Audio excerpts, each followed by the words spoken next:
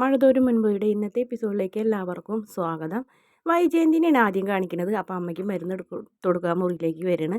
അപ്പം മരുന്ന് എടുത്ത് കൊടുക്കുമ്പോൾ അരിഷ്ടത്തിൽ കലക്കുന്ന ഗുളിയോ കലക്കാൻ പറയും. വൈജയ്ക്ക് അത് മടി കാരണം കൊണ്ട് അത് ചെയ്ത് കൊടുക്കുന്നില്ല. അപ്പോൾ പറയും, ഓ നിനക്ക് മടിയാണല്ലേ, ആ ഗുളിക അതിൽ കലക്കടി എന്ന് പറയും. ഓ പിന്നെ ഒരു നേരം മരുന്ന് കഴിച്ചില്ലാന്ന് വെച്ചാൽ ശരീരം പണിയൊന്നും മുടക്കൊന്നുമില്ല, അമ്മ അപ്പോൾ അത് കുടിക്കുകയെന്ന് പറയും. അതെ, എൻ്റെ അവസ്ഥയിൽ കൂടെ ഒക്കെ കഴിഞ്ഞ് പൊട്ടോ നിങ്ങളൊക്കെ പോകുള്ളൂ കേട്ടോ ആരും. അത് മറക്കണ്ട. ഓ എനിക്ക് അമ്മയുടെ കാലം വരെയും ജീവിക്കണ്ട, ഞാൻ അതിന് മുന്നേ പൊക്കോളാന്ന് പറയും. എന്നിട്ട് കൊടുത്തതിന് ശേഷം പിന്നെ വൈജ അവിടെ തട്ടിമുട്ടി നിൽക്കുമ്പോൾ എന്താടീന്ന് ചോദിക്കും. അമ്മനോട് ഞാനൊരു കാര്യം ചോദിക്കുന്നത് കുറച്ച് ദിവസമായി വിചാരിക്കുന്നു, ജോലി കഴിഞ്ഞ് വരുമ്പോൾ അത് മറക്കണ്. എന്താടീന്ന് ചോദിക്കും. അമ്മ അവളോട് വല്ലതും പറഞ്ഞിരുന്നോന്ന് ചോദിക്കും, അലീനനോട്. എന്തെന്ന് ചോദിക്കും. ആഗ്രയിലെ കാര്യങ്ങളൊക്കെ. ആഗ്രയിലെ കാര്യങ്ങൾ ഞാനെന്തിനാ പറയുന്നത്? ആഗ്രയിൽ നീ ടീച്ചറായിരുന്നുള്ള കാര്യം മനു അവളോട് പറഞ്ഞിട്ടുണ്ട്. അവനെന്തിനീ ആവശ്യമില്ലാത്ത കാര്യങ്ങളൊക്കെ പറയാൻ നിൽക്കണ് ഈ വേലക്കാരിയോട്? അതിനിപ്പോൾ എന്താടി, അത് നല്ല അഭിമാനിക്കുന്ന കാര്യമല്ലേ ഉള്ളൂ. അല്ല അതല്ലാണ്ട് അവൾ പറഞ്ഞു, ആഗ്രയിലെ കുറച്ച് കാര്യങ്ങളൊക്കെ എനിക്കറിയാം. ഞാൻ ആഗ്രയിൽ നിന്ന് വന്നിട്ട് ഒരു വർഷം കോതമംഗലത്ത് താമസിച്ച കാര്യം, അങ്ങനെ ഒരുപാട് കാര്യങ്ങൾ അവൾ പറയുന്നുണ്ട്. അവളുടെ മുഖത്ത് നോക്കിയപ്പോൾ എനിക്ക് എന്തോ ഒരു പേടി പോലെ തോന്നി അമ്മേ. അവൾക്കെല്ലാം അറിയാവുന്നത് പോലെ എന്ന് പറയും. ഓ പിന്നെ അത് നിൻ്റെ തോന്നലാണ്, നീ അങ്ങനെ ഒന്നും വിചാരിക്കുകയൊന്നും വേണ്ട, അങ്ങനെ ഒരു സംഭവമേ നമ്മുടെ ജീവിതത്തിൽ ഉണ്ടായിട്ടില്ല. അപ്പോൾ പിന്നെ നീ അങ്ങനെ കരുതിയാൽ മതിയല്ല, ഞാൻ ഗംഗേട്ടൻ്റെ വീട്ടിൽ പോയി താമസിച്ചതും മറ്റും അങ്ങനെ എല്ലാം അവൾക്കറിയാമെന്ന് പറയും. ഞാൻ അവളോടൊന്നും അങ്ങനെയൊന്നും പറഞ്ഞിട്ടില്ല. എന്നാൽ അവളോടൊന്ന് പറഞ്ഞയക്കണം അമ്മേന്ന് പറയും. എന്താ നിനക്ക് അവളെ പേടിയണോന്ന് ചോദിക്കും. പേടിക്കണം, പേടിയല്ല അമ്മേ, പക്ഷേ എന്നാലും അങ്ങനെ അവൾക്ക് എല്ലാ കാര്യങ്ങളും അറിയാമെന്നുണ്ടെങ്കിൽ പിന്നെ അവളോട് വെച്ചുകൊണ്ടിരിക്കുന്ന അപകടമാണെന്ന് പറയും. അവളെങ്ങനെയെങ്കിലും പറഞ്ഞയക്കണം എന്ന് പറയും. ഞാൻ ഒരു കാര്യം ചെയ്യാം, അവൾ വരുമ്പോൾ ഞാൻ ചോദിച്ച് മനസ്സിലാക്കാമെന്ന് പറയും. അമ്മ ചോദിക്കണം എന്ന് പറയും. അമ്മ കിടന്നാൽ ഞാൻ ദോശയും ചമ്മന്തിയും കൊണ്ടുവരാം. ഓ ഇന്നും അത് തന്നെയാണെന്ന് ചോദിക്കും. അപ്പോൾ വൈദ്യ ദേഷ്യത്തോടെ നോക്കിക്കോ പറയും. ഓ ആ പെണ്ണ് പോയതിന് ശേഷം മര്യാദയ്ക്ക് നല്ല രുചിയുള്ളൊരു ഭക്ഷണം കഴിച്ചിട്ടില്ല എന്ന് പറയും. പിന്നെ മുഴിപ്പിക്കൂല. അപ്പോഴത്തേനും വൈദ്യയുടെ നോട്ടം കണ്ടപ്പോൾ പെട്ടെന്ന് തന്നെ മിണ്ടാണ്ട് നിൽക്കുന്നുണ്ട് അമ്മ. അതിന് ശേഷം പിന്നെ കാണിക്കുന്നത് ഹോസ്പിറ്റലിലാണ്. അലീന കിടക്കണ്. മനു ചായയായിട്ട് വരുന്നുണ്ട്.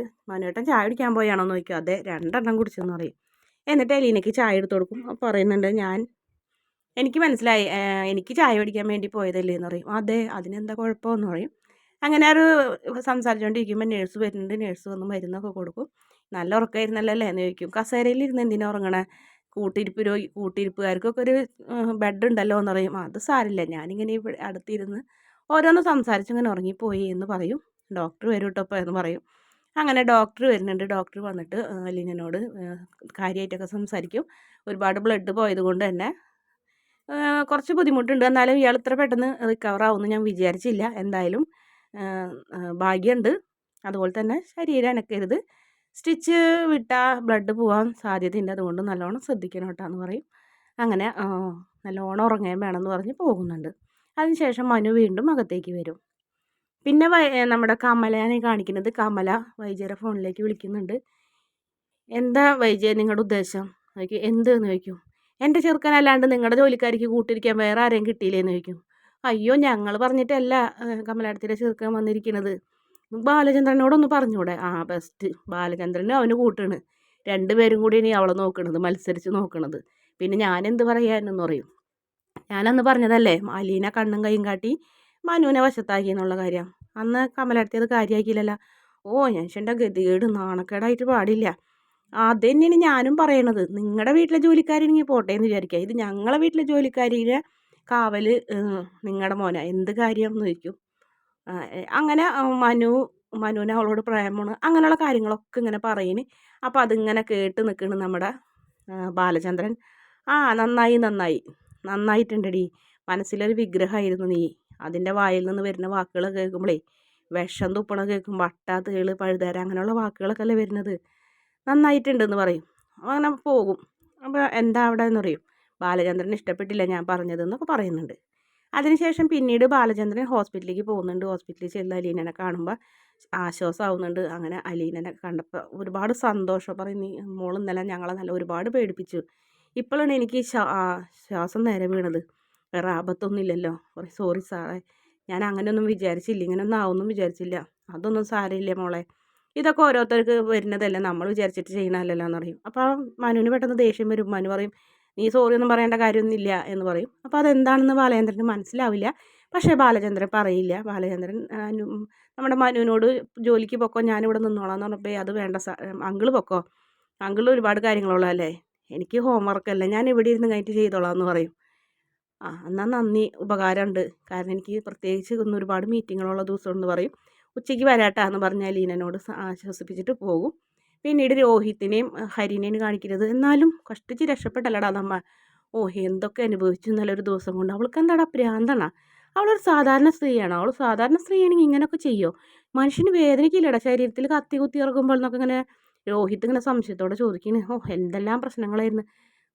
ഇനിയിപ്പോൾ എന്തായാലും ഒരുപാട് കാശൊക്കെ നിൻ്റെ അങ്കിളിൻ്റെ ചിലവാകുമെന്ന് പറഞ്ഞാൽ അതൊന്നും സാരമില്ല, എന്നാലും കുഴപ്പമില്ല എന്ന് പറയും. ഇനിയിപ്പോൾ അവളെ ജോലിയിൽ നിന്ന് പറഞ്ഞയച്ചാൽ തീരാവുന്ന പ്രശ്നങ്ങളല്ലേ ഉള്ളൂ എന്ന് പറയുമ്പോൾ അവൾ ജോലിയിൽ നിന്ന് പോകുമെന്ന് നിനക്ക് തോന്നുന്നുണ്ടോ? അവളുടെ കയ്യിലൊരു വാള് പോലെ ഉണ്ടാവും, അത് എപ്പോൾ വേണമെങ്കിലും നിൻ്റെ നേരെ പ്രയോഗിക്കും. നീ എന്നെ പേടിപ്പിക്കണോ എന്ന് ചോദിക്കും. പേടിക്കാണ്ട് പറ്റില്ല മോനെ, ഇനി അവൾ പോകുന്നില്ല. അവൾ എന്ത് പറയണത് നമ്മൾ അനുസരിക്കേണ്ടി വരും. അല്ലെങ്കിൽ അവൾ എന്തുകൊണ്ടാണ് പോലീസിനോട് സത്യങ്ങളൊന്നും പറയാഞ്ഞത്? അതൊരു പക്ഷേ ഹോസ്പിറ്റലിൽ ബില്ലൊക്കെ കൊടുക്കണ്ടേ? അത് നിൻ്റെ അങ്കിളല്ലേ കൊടുക്കേണ്ടത്. വാദിയും പ്രതിയും തമ്മിൽ ഹോസ്പിറ്റൽ ബില്ലൊന്നും സെറ്റ് ചെയ്യാൻ പറ്റില്ലല്ലോ. ചിലപ്പോൾ അതായിരിക്കും. അതായിരിക്കും.